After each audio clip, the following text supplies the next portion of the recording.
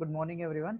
Welcome to this video lecture series of wireless communication and 4G LTE module number 3, lecture number 6 on channel structure of LTE. In that particular channel structure of LTE, we will see about the downlink channel modulation process. Okay. So in previous video lecture, we have seen about the channel coding mechanism of LTE. Okay, because LTE is playing one of the very important role in today's wireless communication. Okay, so people soon after years, okay, we may go for 5G. Okay, presently we are making use of 4G. Okay, we are making use of old LTE, right? Then again soon after this we may come with 5G. So people again will go for the purchase of new cell phones for who is compatible with the 5G. Okay, it goes on. It's the process of just upgrading your hardware as well as the software. Okay, but this is what the things which we see, but the virtual part of this is not at all visible. Okay, which is nothing but the background work, the what the network engineering, what the communication engineering will do. This is all at the background end. Okay, so in our previous video lecture, we have seen about the downlink channel coding process. Okay, how the channel coding is being processed, how the channel coding is being evaluated in LTE system. Okay, so now today we'll go with the modulation process or modulation processing. Okay, so the very first step here, what we see is nothing but the modulation. Okay, modulation, it plays the another important role in communication system. Okay, because the modulation can be categorized into an analog modulation, okay, and it can be categorized into the digital modulation.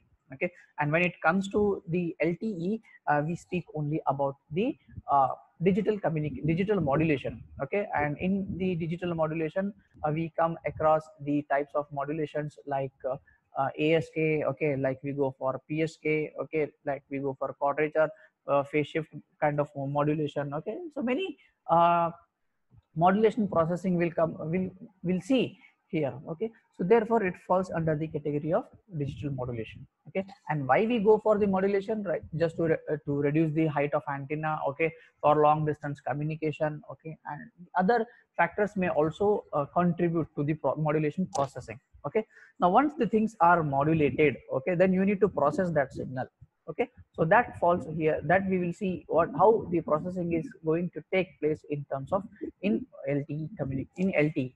Okay, and LTE is completely working on the OFDM, okay, orthogonal frequency division, multiplexing or orthogonal frequency division modulation. Okay, this is a special type of modulation which LTE is adopting. Okay, so if you look at the here in modulation processing or even in the LTE, okay, this particular LTE is making use of the multiple antenna processing, okay, and some kind of resource mapping also we have, and signal generation also we have. Okay, it is shown in figure number 7.1. Okay, if I show you this particular figure number 7.1 here, okay, which gives you the overall structure of the modulation process. Okay, just look at this particular figure. In this figure, once we do with the channel coding mechanism here by considering all the CRC addition, code block segmentation, channel coding, okay, rate matching, and channel coding concatenation. Once you do this, okay, after code concatenation we get some kind of code words. Okay, that code words are nothing but your binary code words, or it can be your cyclic code words. Just assuming that, let us take it as an example of binary code words like zeros and ones. Okay, so what you will do to that particular code words, okay, what you will do with that code words, and how you are trying to generate and how you will transmit to through the antenna part, that is what we will see here. Okay, so in this complete modulation process, we start from the code words, okay, and it will end to the antenna, that is nothing but antenna ports. Okay, so here the very first step is nothing but the code words. What you will do with the code words, okay, because you have the code words and you need to process those code words. Okay, so just to understand the concept of this modulation process, okay, which basically consists of the 5 mechanisms here, like you need to scramble the code words, like nothing but changing the order of the code words. Okay, then you need to modulation, you need to go for mapping of the modulation or the mapping of the code bits or the scrambled data. Okay, then the MIMO related multiple antenna processing. Okay, this is the big concept again. Then resource mapping, and then OFDM signal generation, and then you can transmit it to the antenna. Okay, so we will see one by one all these process here. The first is this scrambling. Okay, so what you should do before modulation. Okay, for example, you have some bits, for example some random number bits, you have binary numbers. Okay, you cannot go for directly transmission, you cannot go for applying directly to the modulation process. Okay, so what basically the concept of modulation says, you require the two signals, one is the original baseband signal and the other is the carrier frequency. Okay, so that basic signal or the original signal, it should not be transmitted as it is. Okay, so before applying the modulation, you need to scramble those data. Okay, so before modulation, the code words generated through the channel coding process is scrambled by a bit level scrambling sequences. Okay, I will give one example of the bit scrambling level. Here is nothing but we have seen the concept of bit interchange or interchanging of bits in DSP, right? The order of the bits are changed from first to last and last to first if it is a 3-bit data. Okay, so that bit becomes my scrambled data. Okay, for example, if you take 001 as a binary number, and if you scramble or if you interchange the order from first to last and last to first, it becomes 100. So 1 is equivalent to 4. Okay, so in this way you can go for scrambling of your data. Then the block of bits of code words is denoted by a q. Okay, and it starts from 0 to n minus 1. Okay, basically if it is a finite data, then we consider it from 0 to n minus 1 or 0 to n minus 1 numbers. Okay, and here this mb raised to the power of q is nothing but the number of bits transmitted in one subframe. Okay, so what we have seen in the channel coding, okay, the whole transport block is being added with a CRC. Okay, and then that block is being divided into sub blocks. Okay, so that is what now each sub block is being added with some kind of code, or that sub block is being scrambled now. Okay, before transmission. Okay, and this process of the scrambling sequence is nothing but pseudo random sequence, and the length here is given by 32 gold sequences. Okay, and how they are generated, the code words here is nothing but by making use of modulo 2 addition. Okay, and how this can be done, it is given by the formula b raised to q, okay, of I is equal to bq into bq of I plus c raised to q multiplied by I mod 2. Okay, and where here the I will ranges from 0 to mq raised to q minus 1. Okay, so up to 2 code words can be transmitted in the same subframe. Okay, for example, if you have one subframe, okay, which consists of a length of some around 10 bits. Okay, so in that particular 10 bits you can transmit at least or minimum 2 code words. Okay, minimum 2 code words. And the type of multiplexing here we adopt is spatial multiplexing. Okay, and sometimes it is used and sometimes it may not be used. Okay, based on the length of the subframe. Okay, whether it is whether it is a very less or whether it is a very large frame. Okay, so based on that we go for the spatial multiplexing, but usually that will not be used much time. Instead of the spatial multiplexing, sometimes we try to expect something more beyond the spatial multiplexing. Okay, then the next part here is nothing but the multicasting of the channels. Okay, so the multicasting of the channels here, when it again especially related to the downlink transport channels and the control information. Okay, the scrambling sequences are different for neighboring cells. Okay, for example, if you look at the cellular structure of the cell area, or the you can say the geographical area consists of many cells. Okay, and all the cell will not be equal to same. They are not all, they are completely unique to each other, they are not same. Okay, so again, if the cells are unique to each other, it means that the scrambled sequence is almost again different for different cells or different for neighboring cells, or it may change from cell to cell. Just like your random number generation, the number will not be same. Okay, here also the scrambled sequence will not be same for all the cells. Okay, some kind of approaches are there in LTE. Okay, where they will go for the where they will go for the common scrambling of the data, okay, by mapping, okay, that the bits are mapped to each other such that they, whenever you see one cell and the other cell, they look similar, okay. The code words look similar, but the way of operation which is involved from one cell to another cell will be again more specific, okay, before transmission, okay. So in this way we go for scrambling of your data, okay. So once the data is been scrambled, then we need to go for mapping. You know what do you mean by mapping? The bit should be mapped with each other, okay. For that purpose of this modulation mapping here, okay, so what we do in mapping here is we take a block code of q, okay. Block code of q, or each code word will be assigned some block length, okay. Whatever the concept of DSP is nothing but same thing is again applied here, okay. So we take a block code, okay, or simply you can take the block of the scrambled codes, okay. These two concepts are interlinked, because once you got the data, you have scrambled. Now you should take the scrambled data, not the original data, okay. So take the block of one scrambled data, okay, that needs to be modulated by making use of some complex valued modulation symbols, okay. They are denoted by d naught, or d1, d2, d3, till dms minus 1, okay.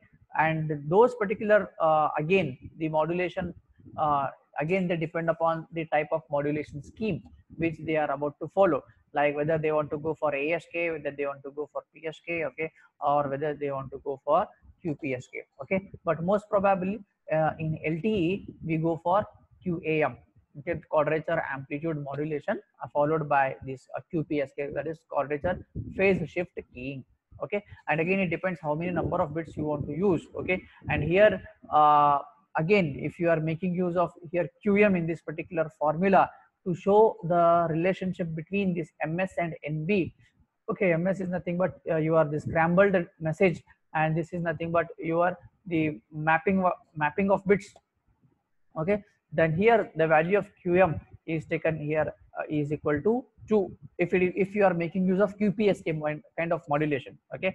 But if you want to if you want to increase the value of QM here, then you should go for 16-bit QAM, okay. And if you want to go for making use of QM is equal to 6, then you should use 64-bit of QAM, okay. And all will be supported by LTE, okay. All the data, all the formats are supported by LTE, okay.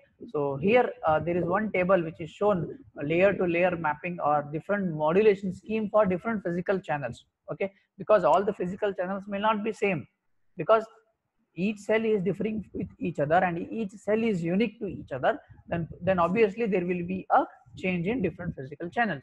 So therefore if you are making use of these particular physical channels, then you should make use of all this modulation scheme, and modulation scheme will vary from one channel to another channel, okay.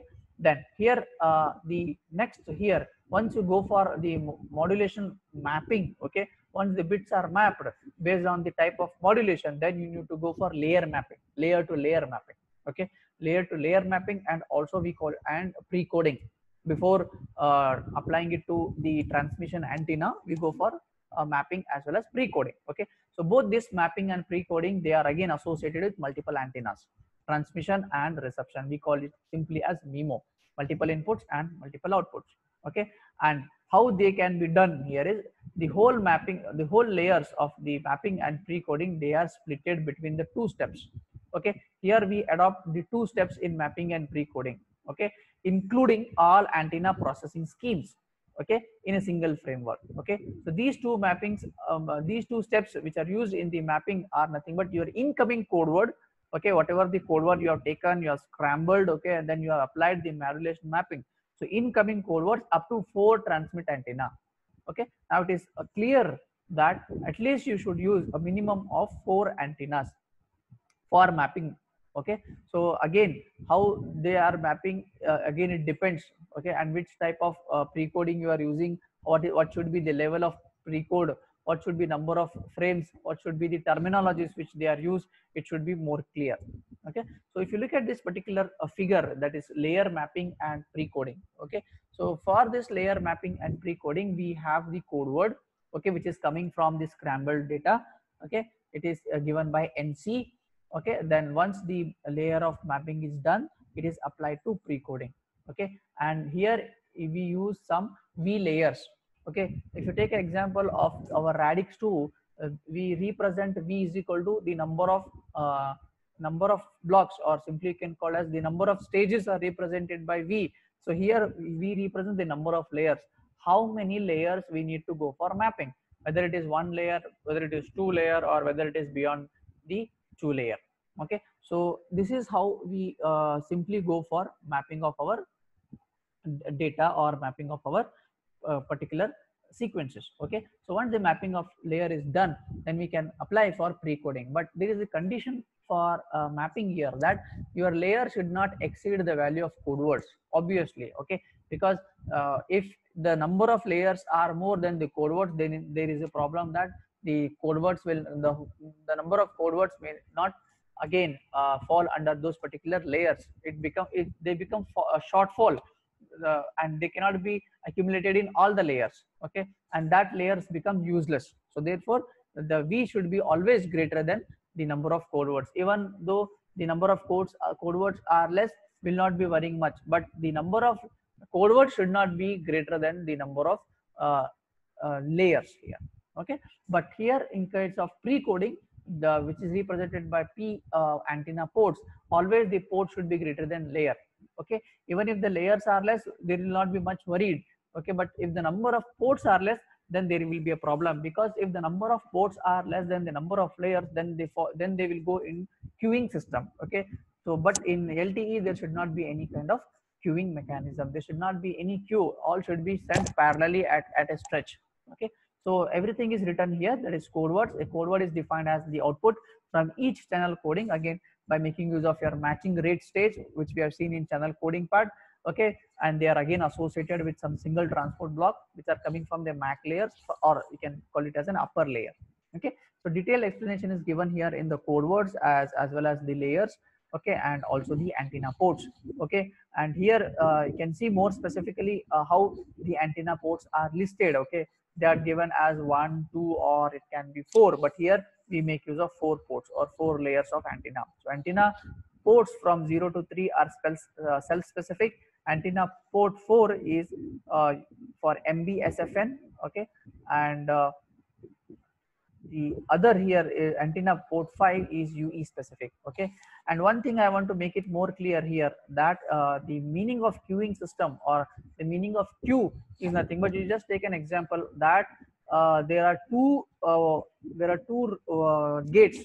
Okay, for example, if there are 2 gates, and if the number of persons are 4, okay, so 4 person we can divide it into two members for one gate and 2 members for another gate, and at a stretch they can go easily. Okay, and if there is only one gate and the number of persons are 4, then the 4th person has to wait for his turn. Okay, then there will be some kind of a delay. So therefore this should not happen in LTE. So therefore they should, just to avoid this queuing system or queuing mechanism, we should increase the number of ports, number of gates should be increased. Okay, for example, if the number of gates are 4 and there are 4 persons, so each 4 persons can easily go in each one gate, and easily the time can be reduced. Okay, so therefore instead of single antenna, we go for multiple antenna mechanisms. And you can see here the port antennas, how they are defined. From port 0 to 3, they are self specific. Port 4 is for MBSFN, and port 5 is for user entity specific, and which is used for beamforming to a single user entity using all the physical antennas. Okay, you can take an example of your Arduino board, you can take an example of Node MCU. Okay, so the number of ports, okay, more the number of operation can be made simple, or else you need to increase the number of boards. Okay, so instead of increasing the number of boards, try to increase the number of ports, so easily you can accumulate complete mechanism, or you can easily achieve your objectives.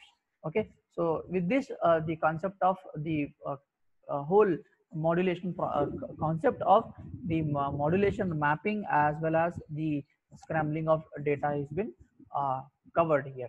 Okay, so there are some equations they have mentioned, some formulas they have mentioned. There will not be much difference okay, in calculation part. I will not be going with this whole calculation. Okay, so with this I will conclude the part of your complete modulation process. Okay, so in the coming video lecture we will going with the downlink shared channels. Okay, thank you.